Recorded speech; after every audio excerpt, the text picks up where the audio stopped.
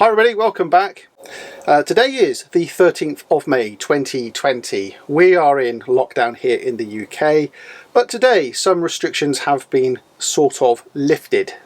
The clarity of the Prime Minister's notice on Sunday evening just added more confusion, I think, to everybody's understanding of what you can and cannot do. But one thing is definite, we cannot carry on and use our caravan. Yet you see me here today in front of you, sat in my caravan in the storage yard. And that is because today I've made the decision that I needed to come up and check that the caravan was still here. It was in still good condition, and there was a number of things that I wanted to do in the caravan today to make sure that I'm happy it can stay here for another 4 months with no care or attention. And I'm going to go through some of those points with you in a moment. I'm not saying go and visit your caravan if it's in storage. I'm not saying go out and start visiting parts of the country. I'm not doing any of that. I'm not suggesting you do anything. The point is, for me personally, I wanted to, and I really needed to come and make sure that my £25,000 investment was okay, it was still here, and there was no immediate problems. I haven't seen this caravan since the end of February, and that's a very long time for me to go without making sure that everything is okay. And I'm glad I popped up here to check things over. I'll show you something that's gone wrong since I was last here. If you do make the decision that you need to go and visit your caravan or want to visit your caravan, my advice would be contact your storage centre. Make sure that they are A, open, because some of them are closed for a variety of reasons, and B, make sure that they are happy for you to come up and visit your caravan. Now I'm going to spend no more than half an hour here today at the caravan because there's a number of things I needed to do, there's a number of things I need to check. On my own, I've not seen anybody, I'm completely isolated, so in my mind I'm completely fine and completely self-isolated away from anybody and keeping a very firm social distance. So what have I been doing whilst I'm up here? Well, you see, the caravan has been left alone since the end of February. Let's say the beginning of March, for argument's sake, because I actually can't remember the date I left it alone. Since then, it's got dirty on the outside. The last thing we did to this caravan was clean it, and you would have seen that deep clean video that we did. It's got dirty since then. I'm not really caring about how the condition is outside, but one thing I did do is I moved the caravan forward 6 inches. I licked my finger, put a mark on the tyre at the bottom of the tyre, and I moved the caravan forward using the motor movers, and I made sure that the bottom was now at the top and the top is now at the bottom, because I want to make sure that any wear on any weight is now evenly distributed on the tyres. So that was the first thing I did. Obviously by doing that I make sure that the brakes are free on the caravan, so of course releasing the handbrake and putting the handbrake back on, make sure that everything is okay there. The next thing I did is I checked all the tyre pressures. I've only got 2 tyres on this caravan, but I make sure that the tyres were at the correct pressures, and on this caravan it's 60 psi. So I made sure that they were both okay.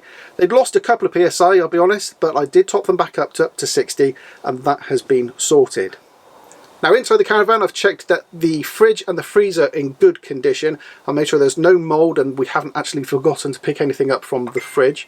So what I did is I opened up the fridge and I made sure that the tea towel which we place inside the freezer compartment is still in place, so that air can then circulate around the fridge.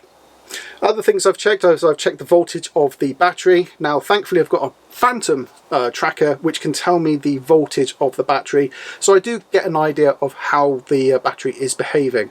And of course we've got the iNet as well, and I can dial in and make sure that the iNet can tell me how much voltage we have as well. But there's nothing quite like seeing it for yourself in person, so I checked on the panel, make sure that everything was okay. Next thing I did is I just checked to make sure that we had no food that was going out of date, nothing had fallen over, nothing had leaked, everything's fine. Well, anything that we have food-wise in the caravan here is a tin or a packet, so it's all well within date. It's got a half-life of 3000, so we're absolutely fine. Now the rest of the caravan's absolutely fine, there's no problems here at all. I just made sure that there was no damp, no smell, no mustiness anywhere in the caravan. I checked underneath the bed, make sure there's no mould and no build-up. But one thing I did check was the flush in the toilet, and you may remember a few videos ago I had a problem that the flush had stopped working, and I don't know what caused me to do it, but as I walked past it today I just pressed the flush and it wasn't working. So in closer inspection I've actually removed the flush, pump, and there's a bit of a problem. This is the flush pump. As you can see, there we are, focusing. As you can see, it's got a nice big crack down the side of it. It's changed colour, and the motor is absolutely seized solid. Now I've actually taken this pump out of the toilet. I took the plug off the end and I've pulled it through the grommet. I'm going to be covering this off in a future video because I'm going to get a replacement, and there's a couple of replacement options here, and I'm going to go through that in a video. So if you want to stay tuned on how to replace your pump, join me because I will be learning with you. So that's a few things that I've done around inside the caravan. Now before I go, I'm going to do a couple of things as well. I'm going to make sure that I don't close the blinds up fully. I am going to leave a bit of a gap, like so, around the entire caravan. This just makes sure that any hot air between the window and the blind can escape, and because we're leaving it basically locked up now until possibly the later part of the summer, August, maybe September, we want to make sure that this is suitable and in good condition as possible for the warmer months. So again, making sure all the taps are left open, making sure that everything is left open as much as I can, but also I want to make sure that there's little light comes into the caravan as possible. So I'm making sure that the fly screen is closed on the skylights, the blinds are closed up like this. Where possible, I'm using the fly screens just to limit the amount of daylight that comes into the caravan. And whilst I'm here today, I've left the door open, I've opened the skylights at the back there, and I've done a couple of things around the caravan just to aerate it and make it sure that it doesn't smell or doesn't get musty. In fact, one of the things I did notice when I got into the caravan today is there is no smell. It's absolutely fine and it's in good condition, and just as we left it, which is ultimately thoroughly depressing. So that's what I've done today. Whether you agree with me that this was a sensible option, whether you think it's a good idea just to be on top of things, well, you know, let me know in the comments below. Either way, I think it was worthwhile just popping up here and making sure that my caravan is in good condition. Now, before the herds of other people come and visit and do exactly the same as what I've done, I'm going to pack up and head off home. Let me know in your comments down below. If you feel like it and you really want to, why not hit the subscribe button, hit the notification icon if you can do all of that. We'll see you next time. And remember guys, stay safe, don't stay safe, work, don't work, stay at home, don't stay at home.